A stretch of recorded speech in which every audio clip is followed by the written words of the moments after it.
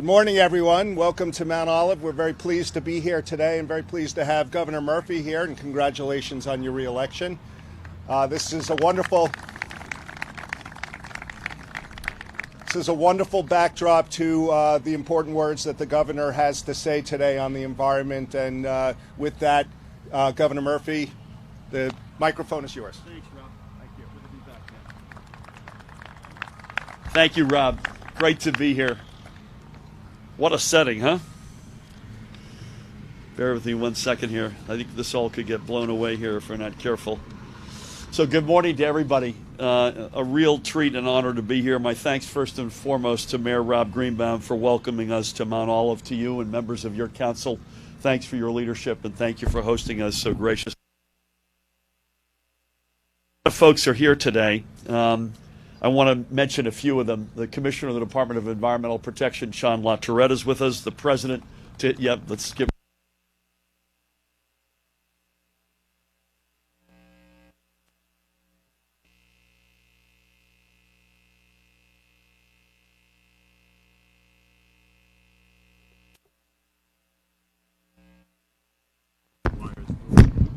Okay, there we go.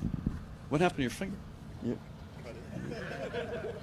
Man, I hope that wasn't related to the microphone. To Sean's left, the President of the Board of Public Utilities, Joe Fiordaliso. Joe, great to have you. The Director to Joe's left of the Clean Energy Sector at the New Jersey Economic Development Authority, and this is a pretty cool part of the EDA, Pallavi Madakasira is with us today. Pallavi, great to have you. Also to her left, Kim, I'm not sure who's sitting next to your left, but we're going to... To Pallavi's left is a dear friend, Kim Gaddy of Clean Water Action. God bless you, Kim. Great to have you.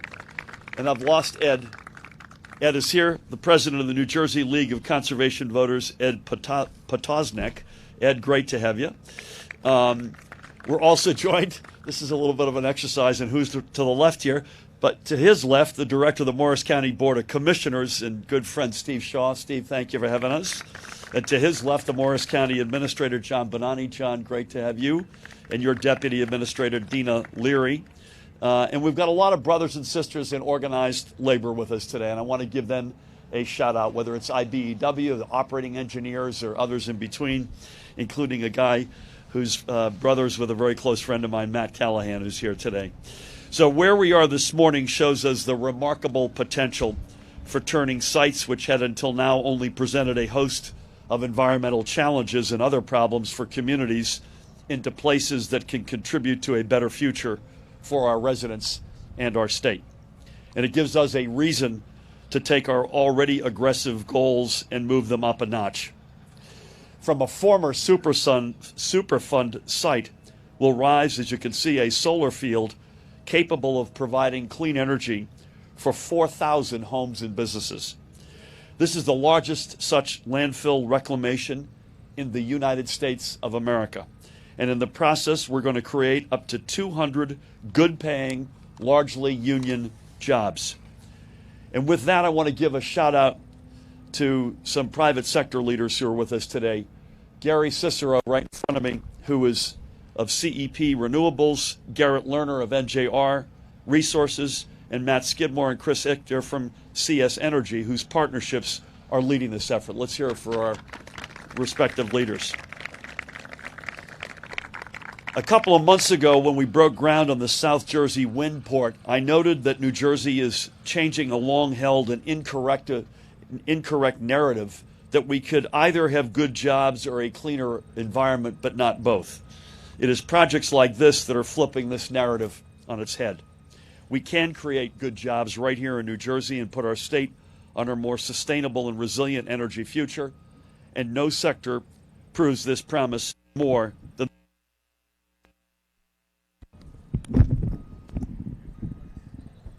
I was able to do that even all by myself. I'm very proud of that, I just want to say.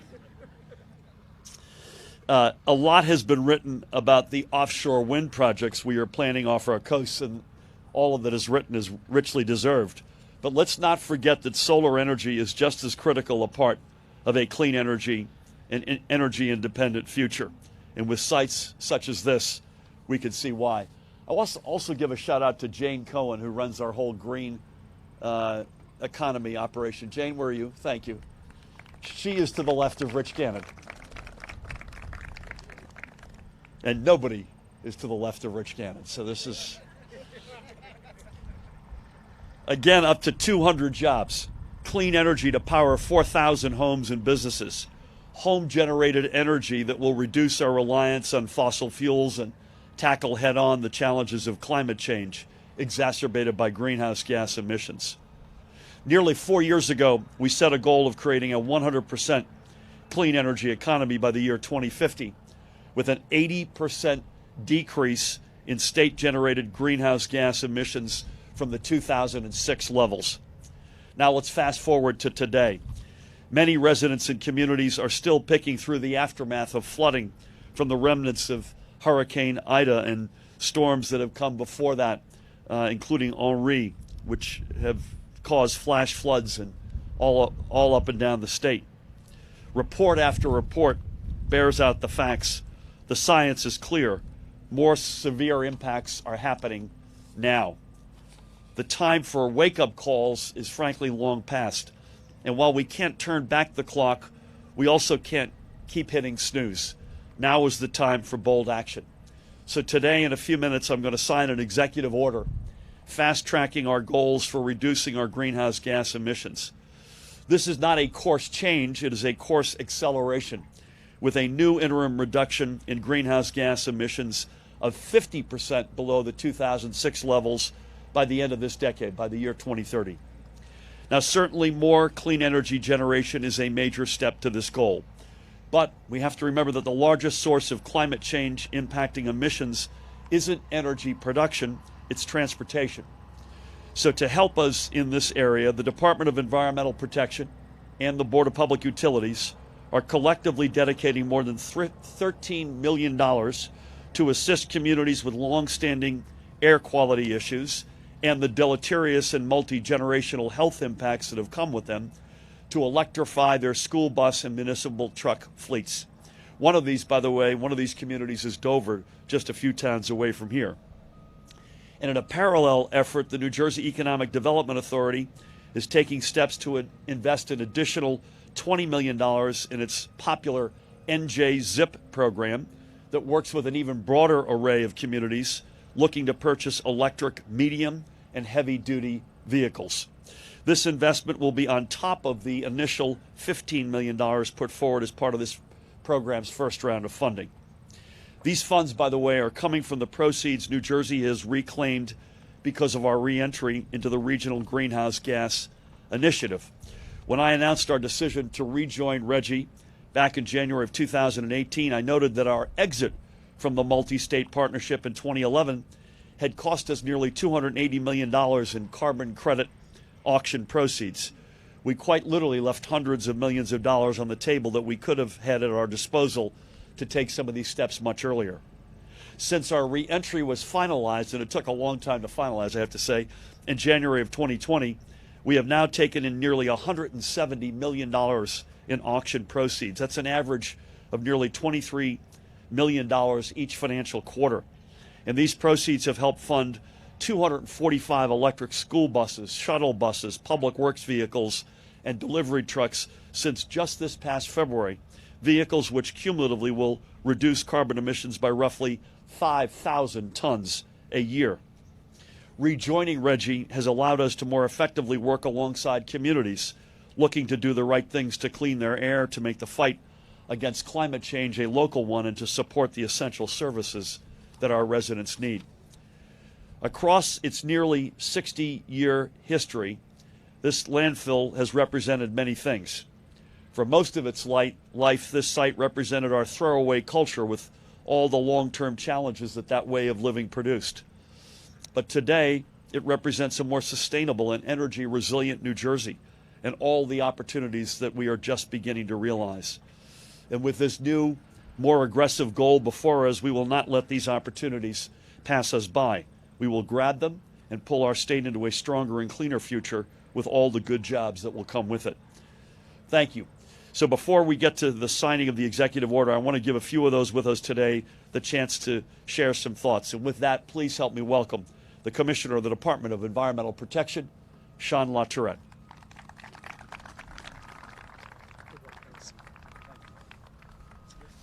I appreciate that warm welcome, because I'll be honest, I'm not always that popular, right? Because people, when they think of DEP, they think, oh my goodness, I got to go get some permits from those tree huggers. It's going to be hard.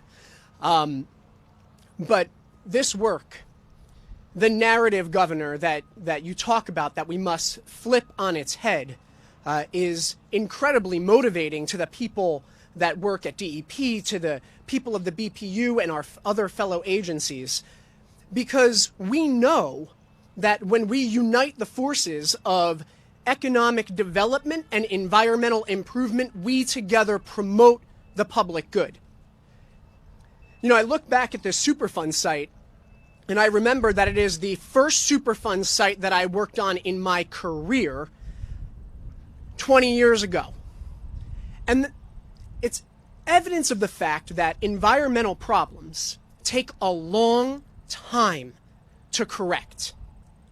What we must work together to correct now, through the goals that the governor is accelerating, is a problem that, through the course of our modern society, we've all created.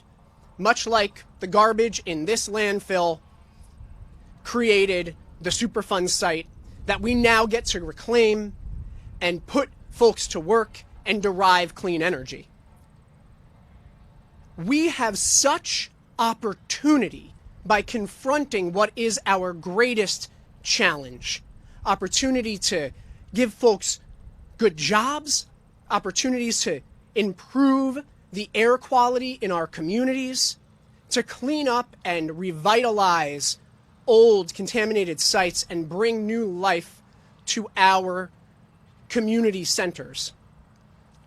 But it only happens when we do it together, which is why I am so grateful for our partnership across the administration with the Office of Climate Action and the Green Economy, directed by Jane Cohen.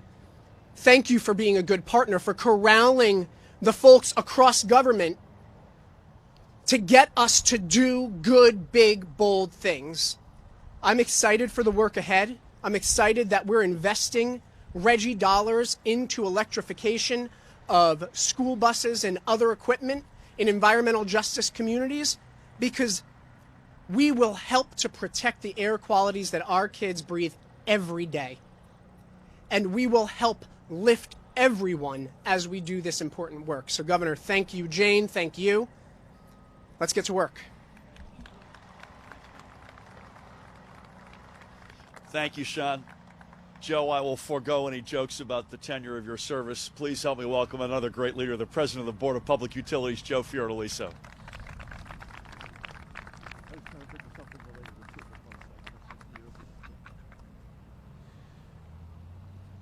Thank you, Governor, and Sean, thank you for your kind words, and it's great to be here with you today. Not to be a downer, but I'm sure many of you, if not all of you, saw the United Nations panel report when they said climate change is code red for humanity. They weren't talking about 100 years from now. They were talking about this decade. And we are so fortunate in the state of New Jersey to have what I consider the greenest governor in America, who is bringing through his vision and making through his vision New Jersey to be the gold standard of renewable energy, not only in the United States, but the international recognition that we have gotten. I'm so proud that the Board of Public Utilities, along with our friends at DEP and EDA and throughout the administration, are able to bring to the citizens of New Jersey a better future. And the dedication of all the people who work with it.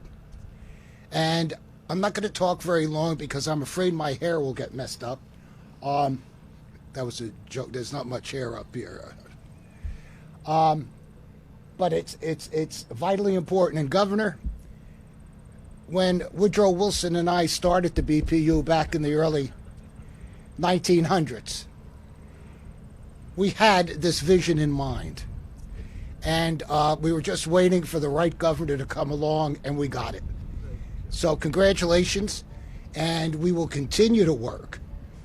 And solar is a mainstay in our array of clean energy initiatives. And it's a pleasure to work with people like Jane and Hannah in the governor's office, because we all are focused on the same end result. New Jersey is number one. And as we continue in the next 4 years, we're all only going to improve upon what we have done in the first 4 years. So I'm anxious to work with you. I'm anxious to, if you have any difficulties, you call me and we'll make sure we get them all straightened out. So thank you very, very much.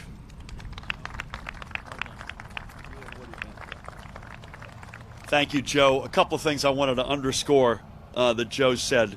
First of all, Jane and Hannah, I want to thank them again for great work.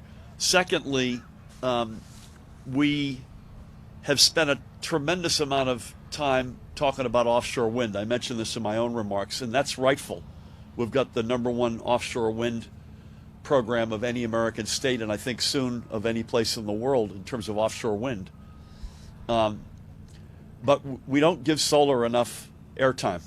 And Rob, I was just saying to Rob, it's just you sit here and look at this, the scale of this thing is incredible. And I'll quote Rob saying it's the ultimate win-win-win.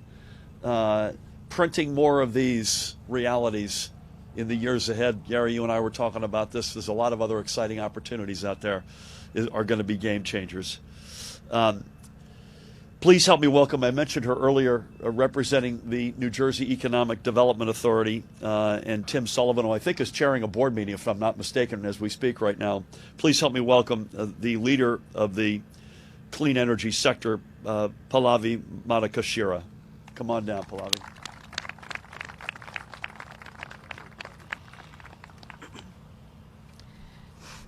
Thank you so much for inviting me to speak on behalf of Tim Sullivan, the CEO of NJEDA. I want to first of all thank Governor Murphy for your outstanding leadership, especially when it comes to tackling impacts of climate change, and for your bold, ambitious visions for a decarbonization future in the state. So it's funny you talk about how we talk a lot more about wind and not so much about solar. I started as a solar manufacturing engineer.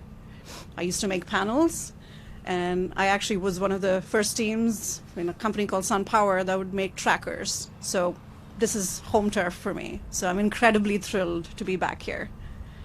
I'm also privileged and honored to be here amongst so many of you incredible leaders, Commissioner Lautrette, President Fiordaliso, Director Ed Potasnik, and Director Kim Gaddy, and Jane Cohen, Executive Director for the Office of Climate Action. To all of you who are dedicated to protecting our environment and to advancing environmental justice. Addressing climate change isn't just about creating a sustainable future for generations to come. It actually happens to present itself as a terrific opportunity to address the climate goals and vision that Governor Murphy has set out for the state. And the fact that Governor Murphy, you talked about course correction and more like course acceleration is incredibly exciting for us, especially when it comes to addressing emissions from the transportation sector. The New Jersey Economic Development Authority launched the New Jersey Zero Emission Incentive Program, or NJZIP for short, through an extremely collaborative effort with our partners at the DEP and the BPU and several other state agencies, along with the governor's office, so Hannah and Jane, to put together this NJZIP program.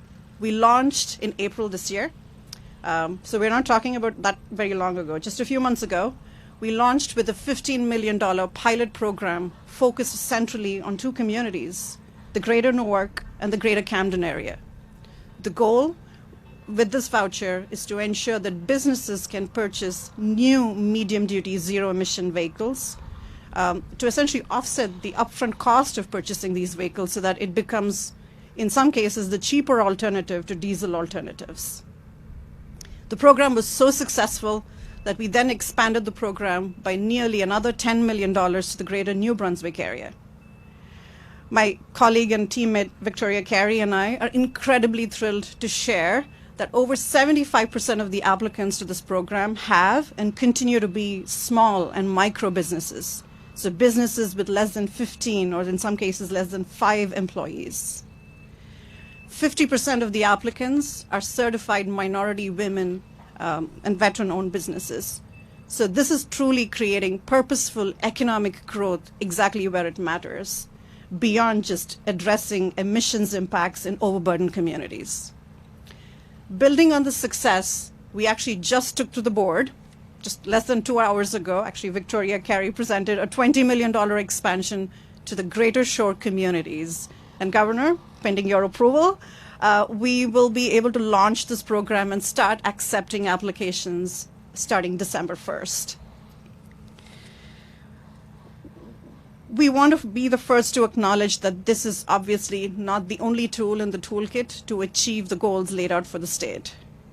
But it remains one of many interlocking efforts that must be developed and deployed statewide to serve as the foundation for New Jersey's zero-emission transportation evolution. Thank you.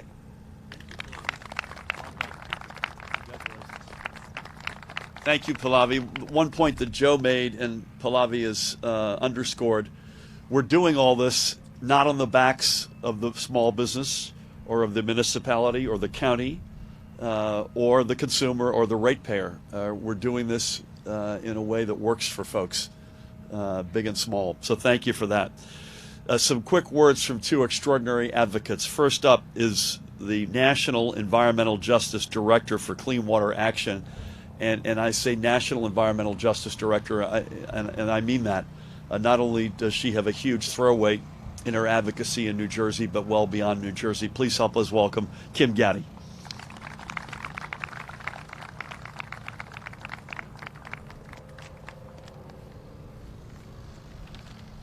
Thank you, and good morning, everyone.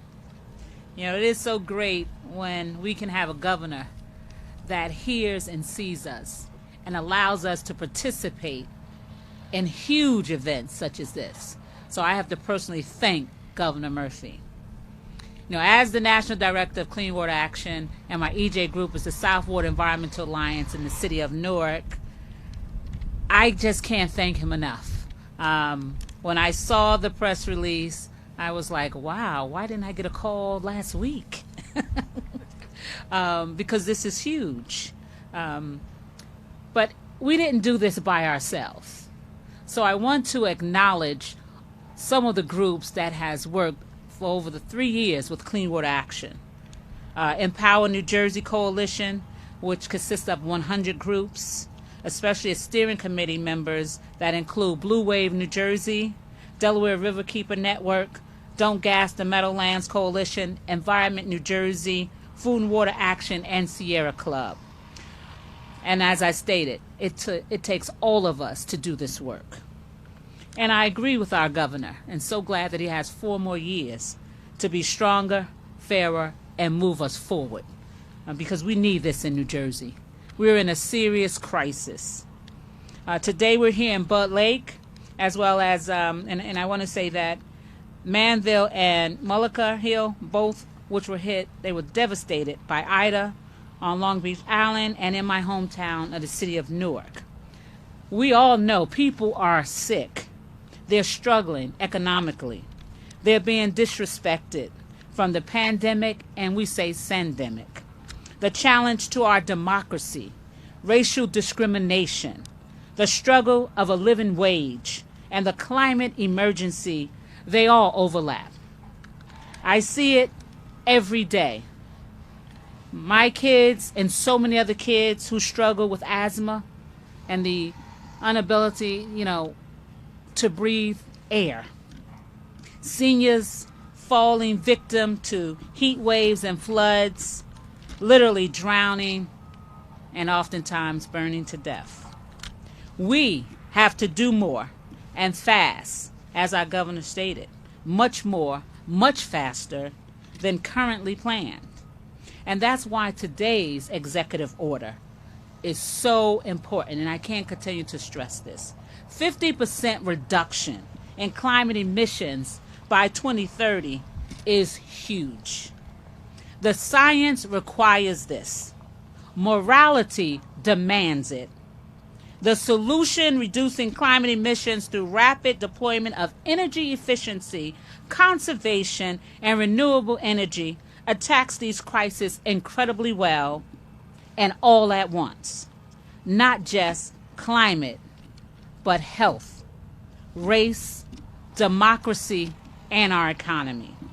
Reducing climate emissions improves public health, especially in overburdened communities and EJ communities, as our Commissioner Sean Latourette stated earlier. Offshore wind alone means thousands of good jobs and billions of dollars in economic development and can build public trust. And that's what we need. 50% by 2030 means no false solutions and no more delays. It means implementation in the PAC rules that DEP is proposing over the next month or two. It means no new frack gas plants in the Meadowlands and Newark, poisoning the lungs of our children, seniors, and planet. And we're having a march today, and I'm going to be so glad to spread the news of what is happening here today. It means not only the solar fields just here in Gold Mine Road, but in Newark and so many other communities. It means zero-emission trucks and buses right now to keep our kids' lungs clear. It means increased jobs and stop the extreme weather crisis now. Lastly, it also means Environmental Justice Alliance champions that have also been a part of this. They can begin to feel that the climate pollution reductions must be paired with co-pollutant reductions, especially in our overburdened communities. The governor understands we can't afford incremental change. We can't be patient. We have to do better, not only in New Jersey, but worldwide, as was stated. The science tells us that we have to reduce greenhouse gases by 50% by 2030, and this is what our governor's executive order will do. Otherwise, we face serious effects to our environment that will not be reversed. It might not be easy, but we can unite and do this together. We must, for our future children, grandchildren, and their children. We must unite for future generations with love and deep concern for all of our well-being. So I'm grateful and I'm hopeful. And thank you for seeing us and hearing us, Governor Murphy.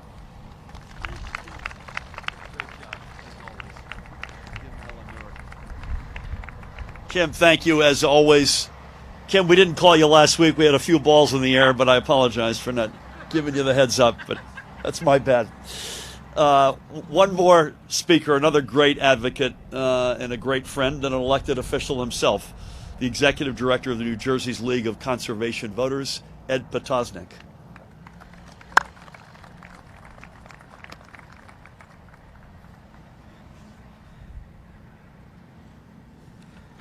Thank you, Governor, for having me this morning. All our friends, leaders, friends in labor, the business community. It's great to be here in a site, as we mentioned, that is being reclaimed for a clean energy future. New Jersey LCV was the first organization to endorse the governor. We're pleased that he's going to continue with his bold vision for 4 more years. We also wish the administration luck, Jane, Hannah, everybody else, President Fiorliso, Commissioner Latourette, on making that a reality. It's hard work, like the construction equipment behind us. And I just have to say, we are in New Jersey, which is the epicenter of climate action. We're at the cutting edge. We're leading the nation in making bold steps that create good local jobs in the clean energy economy and provide opportunities for family for life-sustaining wages. And we also can clean up our air and we're seeing that happen. And it's just exciting to be here and be part of that. And we thank you for your leadership on that. I wanted to look back a little bit on some of the other steps on what I would say is a long staircase to the vision that has been outlined by the governor. He was the first governor in America to commit to 100% clean energy. And he signed in 2018 that commitment for 50% clean energy or electricity by 2030 into law, what we call the Clean Renewable Energy Bill. He updated New Jersey's renewable portfolio standard in that mix.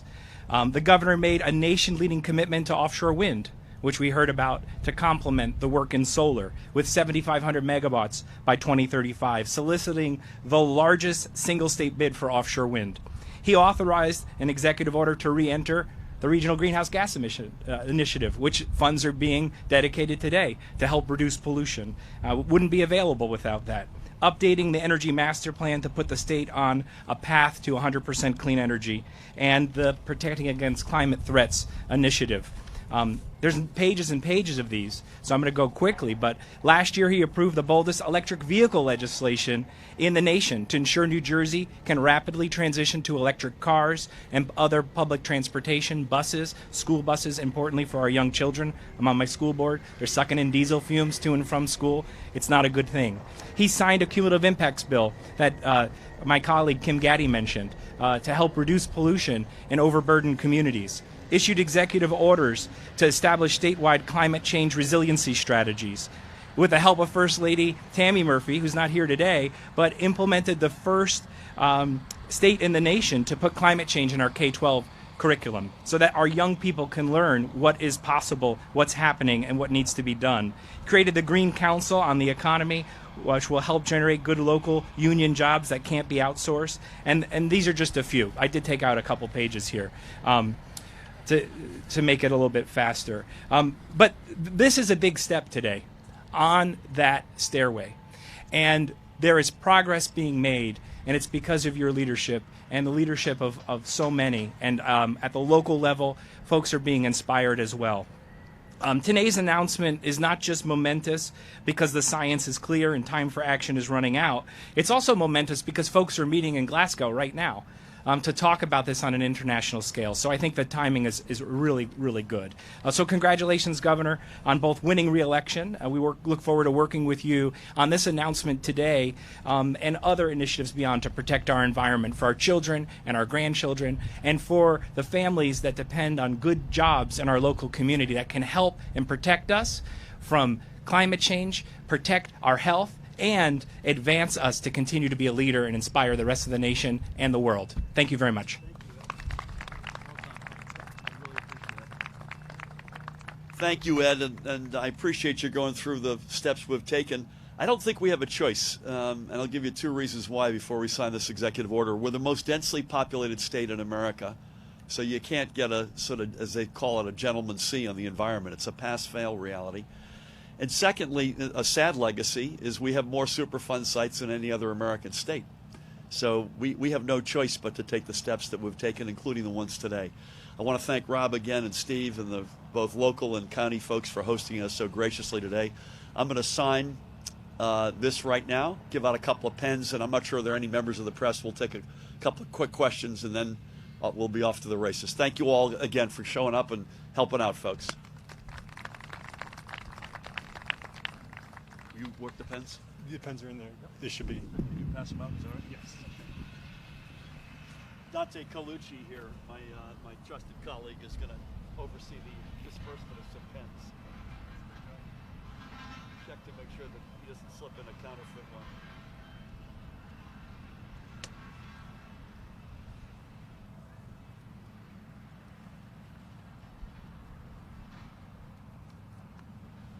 I cannot see a thing, so this will be the money shot.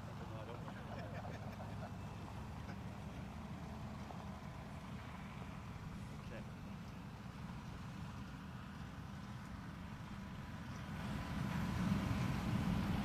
First up, our host, Mayor Rob Greenbaum. Rob, thank you, man. Dante will get that to you. Thank you again. Guy to your left, Commissioner Sean LaTourette. Do you have an extra one? Yes.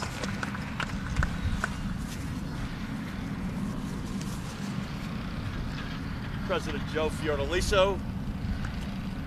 Joe.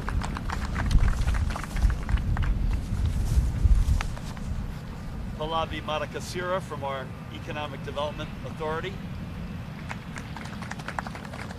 Here's Pallavi. You might want to hold. Yeah. Quick run back. No, sorry. It's an exercise for today. National Environmental Justice Director for Clean Water Action, Kim Gaddy. Kim, thank you. Executive Director of the New Jersey League of Conservation Voters, Ed Potosnek. Ed, thank you. And last but not least, I want to give one to County Commissioner Director Steve Shaw for hosting us so graciously today. That's it. This is now, it's not the law of the land, but it's the executive order of the land. It's a big step in a huge positive direction today. Thank you all.